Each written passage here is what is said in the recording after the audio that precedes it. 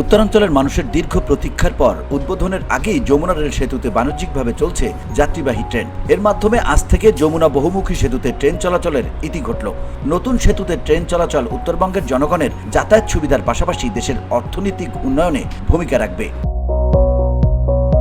বুধবার সকাল 9:30টার দিকে সায়দাবাদ রেল স্টেশনের স্টেশন মাস্টার মনিরুজ্জামান এ তথ্য নিশ্চিত করেছেন। তিনি বলেন, প্রথমে রাজশাহী থেকে ছেড়ে আসা সিল্ক সিটি এক্সপ্রেস ট্রেনটি সেতু দিয়ে পারাপার হয়। যমুনা রেল সেতু প্রকল্পের পরিচালক আল ফাত্তা মোহাম্মদ মাসুদুর রহমান বলেন, সকাল 10টায় সিল্ক সিটি এক্সপ্রেস যাত্রীবাহী ট্রেনটি যমুনা রেল সেতু অতিক্রম করেছে। পর্যায়ক্রমে শিডিউল অনুযায়ী বাকি ট্রেনগুলো চলবে।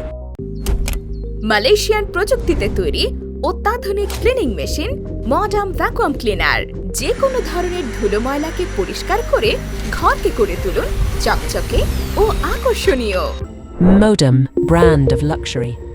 তিনি আরো বলেন, 4.8 কিলোমিটার দীর্ঘ যমুনা রেল সেতুতে দুটি লাইন থাকলেও প্রথমে একটি লাইন দিয়েই উভয় দিকে ট্রেন চলাচল করবে। তবে আগামী 18 ফেব্রুয়ারি আনুষ্ঠানিক উদ্বোধন করা হবে। যোগাযোগ উপদেষ্টা সহ কর্মকর্তারা ওই অনুষ্ঠানে থাকবেন। ওই দিন থেকে 2 লাইনে ট্রেন চলাচল শুরু হবে বলে জানান যমুনা রেল সেতু প্রকল্পের পরিচালক Al Fattah. VOD Bangla news desk.